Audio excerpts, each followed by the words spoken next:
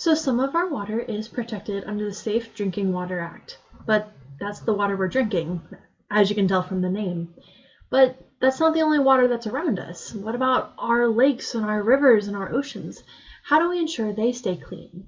And so what we're going to dive into is the Clean Water Act that looks at different bodies of water and really just different purposes than the Safe Drinking Water Act. So we talked about the water cycle, the human water cycle. And what we've done so far is we had a river or a pond or groundwater, and we took that water out. It went through a drinking filtration plant and it got delivered to your home. Now what? So on average, an American uses about 90 gallons of water a day, which is insane to think about. This is water used for all sorts of things, and you can see that down here. These are all different ways that we use that drinking water. This breakdown is looking at how much we're using water. Of all the water we're using, where is it going? And although I do not expect you to know any of these percentages, what I do expect you to know is the top two big ones. First one being the toilet. We use about a quarter of our water a day goes to the toilet. And that's water we don't even need to be clean, right? Like, it's going to get dirty and we're going to flush it away. So a majority of our water is going through the toilet. The second one being the shower, using our shower water. Then it's the faucet, and faucet's going to include things like actual drinking water, but you use your faucet for other things too, like washing your dishes by hand, or if you're going to wash your car or something like that. So really the big one being the toilet. Just kind of insane, like how much water we are using just for that. So we've got this drinking water into our household, we have it in our toilet, and we flush the toilet. So what we're going to explore next is the next part of the human water cycle. And that's kind of where the Clean Water Act comes in. Because the Clean Water Act wants to make sure that the water that we get rid of is cleaned up before it enters the environment. Now, the Clean Water Act, which we'll talk about more on the next slide, didn't come around until the 70s. And this quote by Lyndon B. Johnson, who signed a Water Quality Act a couple years prior, just said something so strong that I really wanted to share with you guys. There is no excuse for a river flowing red with blood from slaughterhouses. There is no excuse for paper mills pouring tons of sulfuric acid into the lakes and the streams of the people of this country. There is no excuse, and we should call a spade, for chemical companies and oil refineries using our major rivers as pipelines for toxic waste. There is no excuse for communities to use other people's rivers as a dump for their raw sewage. He's talking to us. We use this water, we clean this water, and then we return it. Well, we used to return it not in great shape. And that is what the Clean Water Act is looking to address, is that if we're getting rid of our water, how do we ensure that it's clean? How do we ensure that it's going back into the environment in a good condition? Not only for us as humans who want to use that water again in the future, but for the ecosystems that it's going back into. So the official Clean Water Act was passed in 1972, and just like the Safe Drinking Water Act, this is also managed by the EPA. Really, the EPA, like anything environment related, they've got it. And what the Clean Water Act protects is it's going to protect pretty much all surface water bodies, not really paying attention to groundwater. Remember, groundwater is the Safe Drinking Water Act. So they're looking at surface water. However, there are a couple of exemptions. So one is related to farming, and this is particularly irrigation canals and agriculture and roadside ditches. So what this looks like, I'll kind of give you an image of what that is. So if you have an agriculture field, I don't know what they're growing, but they're growing this plant.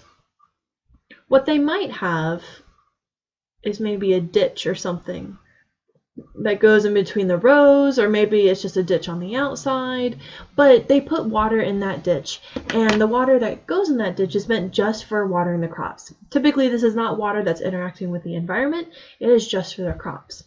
Same with agriculture and roadside ditches. In your neighborhood, you might have a roadside ditch. It's not meant to like collect and go into a stream. It's only there just to prevent flooding, for example.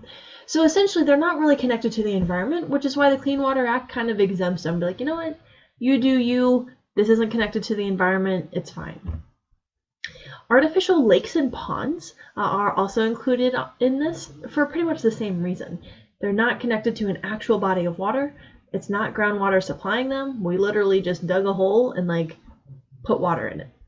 Well, since it's fake and not really attached to the ecosystem, not to say there's not one there, but because it's fake, we're just not going to regulate it.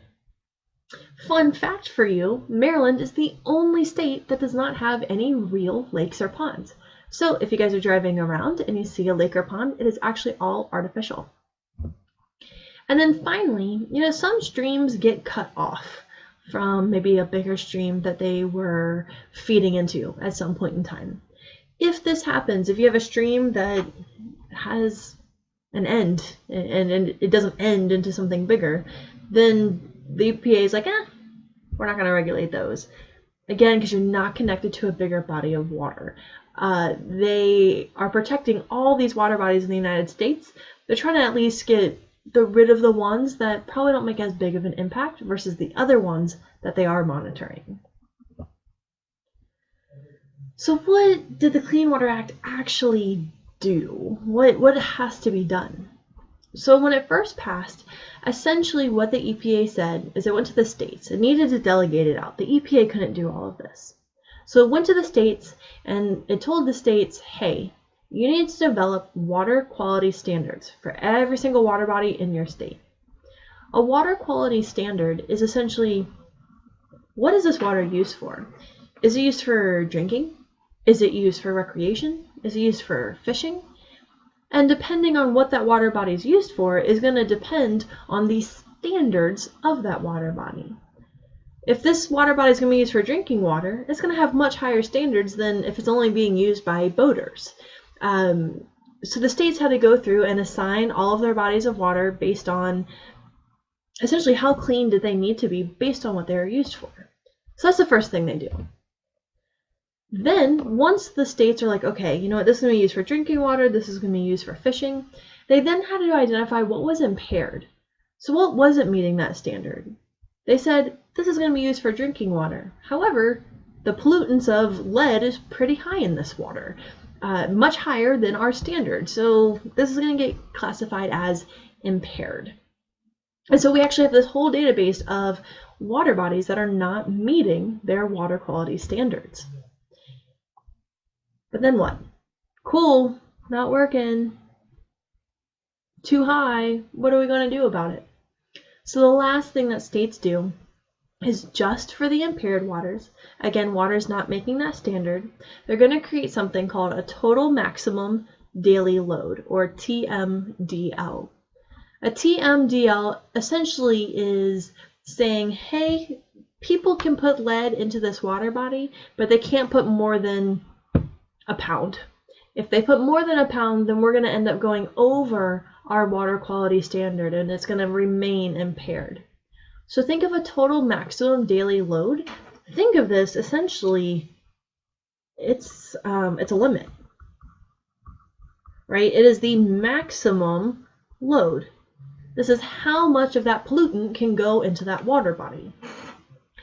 Now, ideally, we're not throwing pollutants anywhere, but we're essentially prioritizing. Hey, these are impaired waters. We're having issues with these waters. What can we do to help limit that? So it's kind of giving us a standing point to do some regulation.